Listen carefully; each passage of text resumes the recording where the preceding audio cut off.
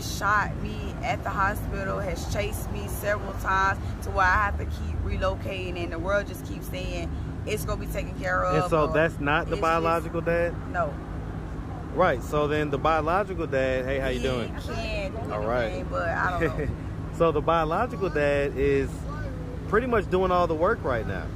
He's the one that's raising the kids. You know, 4-year-olds ain't easy. So he's down there, he's raising the kids, probably working and having to earn money. He's doing the whole thing. Right. So how do you feel about the fact that you're not doing your part? You're letting him do the whole thing. I feel angry, but nobody cares about my feelings. Like, I feel angry about the whole thing. But so why not go back and co-parent with him? Instead of being up here in Atlanta having, you know, fantasy visions about seeing Janet Jackson and things like that. He's moving here to Atlanta. He's moving here? To be moving here to Atlanta. When was the last time you talked to him? What's up, YouTube? Become a member of the channel. Click the join button. You're going to get access to exclusive content, more updates, post-interview reactions, and the lost tapes that never made it to YouTube. Click the join button. Become part of the family. Now back to the content. What's up, YouTube? Atlanta Street Interviews out here with another one.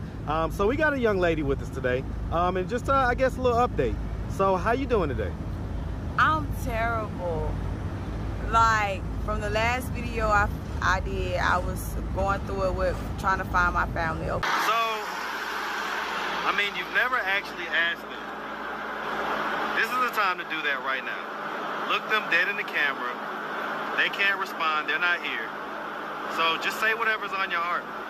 I just want to know why y'all hid my real parents from me. And you don't think at 34 I deserve to know who they are? Like, if they deserve to be in my life because I want them in my life.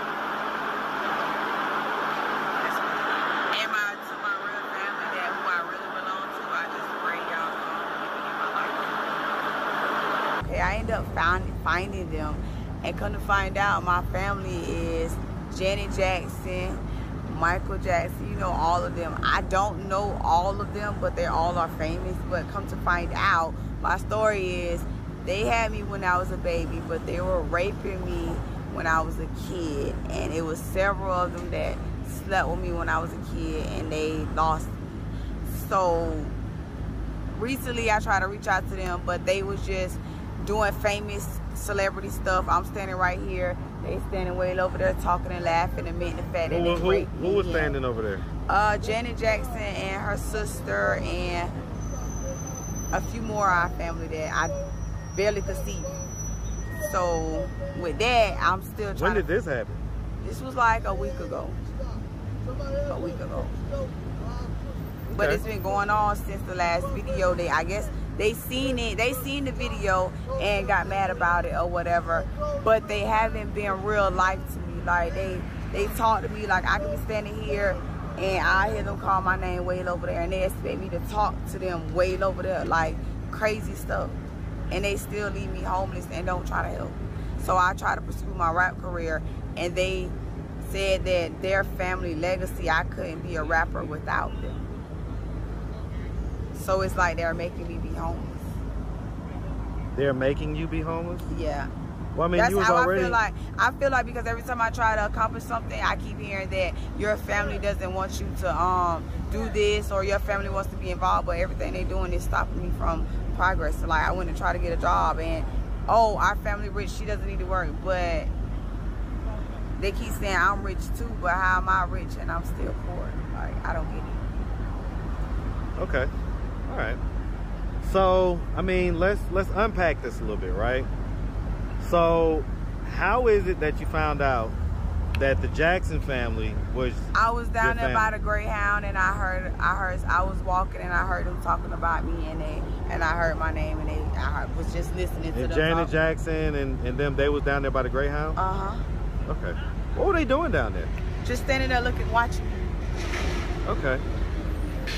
I mean, because, you know, if Janet Jackson or any of the Jackson family was out in public, they'd probably get, you know, mauled by fans, you know? Right, and that was so crazy. That was interested there. I didn't see no fans or nobody act crazy over them, but the spot that they were in by the store is supposed to be our family store. So I guess people are not going to give them that attention. That's what I'm coming up with. Okay. But they're used to seeing them down there. Okay. All right. And so here's the thing, right? So, you know, last time we talked, you had just kind of gotten here like a little while ago. And now it's been a few more weeks since then. Yes. What typically happens is people come to Atlanta and they're kind of fresh at first. Fresh-faced, fresh ideas. And then after a few weeks of being out on the streets, you can see the wear and tear on their body. And they start to say things that sound crazy. So what's your response when the viewers see this? They're gonna say, okay, clearly she's been doing some drugs. No, she's out of her mind. No, when they see this, I want them to go on Janet Jackson Instagram, because I commented on her Instagram and I was like something on her Instagram. I commented, hey cuz, how you doing? It would be nice to see you, or something, or I didn't know we were family, or something. I commented on What's her your Instagram name? My Instagram is Latasha Robinson. It say Latasha R. Okay. Okay. All right. And so, I mean, okay. All right.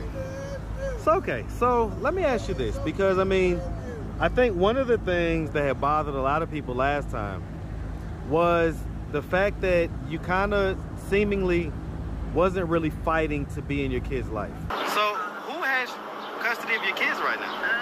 He does. But he secretly has them, so I just let God know. So he's got custody of their kids. So what would you say to some people that would say, well, I mean, he's raising your kids right now. You're kind of like a deadbeat mom. Right, and I'm really not, because I like to work and I was taking care of my kids and do whatever I can for them, but it's like, he keeps wanting to kill me over them because he wants them to himself. So it's like, there's nothing I can do but let him have them, because I'm not going to die about I would die about my kids, but it's like, why die about them when they can just grow up, and when they get older, I can explain to them and they can come live with me if they want to. So I choose to keep life and let them be with them as they grow. So you're not gonna fight for your kids? I done tried to fight, and it just Have you tried to fight legally? No. Well then, you haven't tried to fight. Just being honest with you. Oh, I was fighting, but they took custody. I found out that he took full custody. Well, of course he's got full custody. I mean, you haven't seen him in a while, right? Yeah, but they stole him. Well, they really stole him, so it ain't nothing I can really say about it. But they won't tell the story. Nobody around here would actually admit it to me that they already told the story. The story's already out. God already told me. And so how old is your oldest again? They'll be 4. Right. Do you think that they miss you? Yeah, I think they do. Do you miss them? Yeah, I want to get a chance to be in their life, but I'm not going to fight. I'm not going to keep being shot behind of it. His dad just tried, they're not their biological dad, but the one that wants to claim them just tried to come and shoot me the other day, like recently. Well, who has custody? It's the biological dad, right? Yeah. So what does that have to do with the other guy? They were fighting about my kids, who was going to raise them, because they had no plan on giving them to me in the first place. And it's sad to say that, because what I want to say is, like, when you explain something, people might think it's fake or you hide something, but I pray too much to God, and I was always in the church, but you know, I studied church on my own, not with like family. So what I got out of church, I don't lie, and I try not to use or abuse people. So it's like, my story, I guess, is being told behind my back. So it's like, when I try to tell it, it's like a lie. So it's like I'm confused. Like, the dude that wants, I don't know if he wants them or he don't want me to have them, but He has shot me at the hospital, has chased me several times to where I have to keep relocating, and the world just keeps saying it's going to be taken care of. And so that's not the biological dad? No. Right, so then the biological dad, hey, how you doing? All right. But I don't know. So the biological dad is pretty much doing all the work right now. He's the one that's raising the kids. You know, 4-year-olds ain't easy. So he's down there, he's raising the kids, probably working and having to earn money. He's doing the whole thing. So how do you feel about the fact that you're not doing your part? You're letting him do the whole thing. I feel angry, but nobody cares about my feelings. Like, I feel angry about the whole thing. But so why not go back and co-parent with him? Instead of being up here in Atlanta having, you know, fantasy visions about seeing Janet Jackson and things like that. He's moving here to Atlanta.